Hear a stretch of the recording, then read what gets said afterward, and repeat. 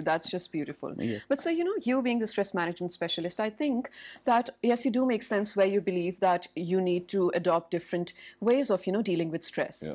But let's say if I'm, of course, I have the fear that everyone over here has about corona as well. But I do learn how to deal with it in terms of, let's say, not switching on to news channels all the time or just receiving the right kind of information. But there will be some people in the society which will not take the situation seriously, like Shahzad mentioned, people just going out on the streets and going out in public places and just not taking things seriously. That's they add to my stress. How to deal with that? Yes, that's a very sore point, and that's unfortunate also. Yeah. I also feel pain for that. Yeah. Because young people playing in parks and going in the market without any justified need. Yeah. Right, It's and a especially painful when for our us. premier said that things are Actually, going to get worse. what I have to say to the, especially request to the media people also, Yeah. the focus and the communication of the things has been not, there's something questionable in that. Exactly. We need to, wherever we, I was just sharing it with you in the off the record, that people are not worried about law. Yeah. People are worried about the social pressures. Exactly. The more comments to give through the body language than to the words.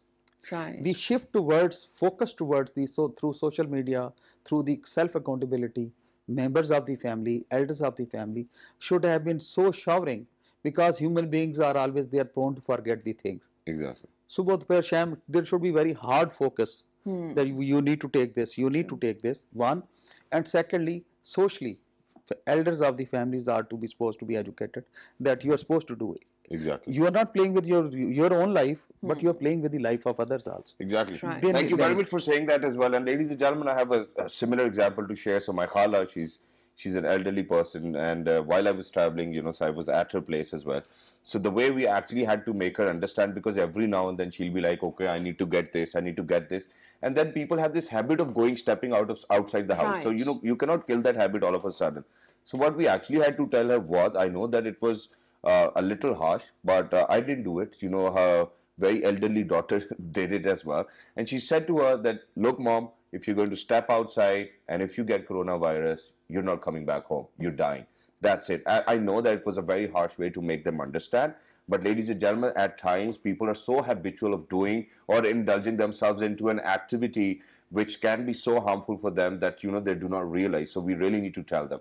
But very quickly, sir, before we wrap up this segment as well, and that is that there are a lot of women, even from very educated backgrounds, married to very educated families as well, but still facing domestic violence. Right. There are a lot of kids, whose parents are actually abusing them or probably beating them as well. Right. So for women, and then for those kids, you need to give some special advices. And towards the end, for all those husbands who are listening to their wives as well, or wives listening to their husbands. As a humble person of the family counseling and the child teenage psychology counseling, I want to share one thing.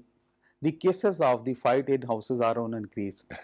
Because once human beings are frustrated, and frustration coupled with the fear, that goes on higher peak. Absolutely. You enjoy a few days for enjoyment, but you can't enjoy every day. So let me tell you all is that people, you don't hate or like people as human being. You hate or people like due to their habits. Let's have positivity in our habits.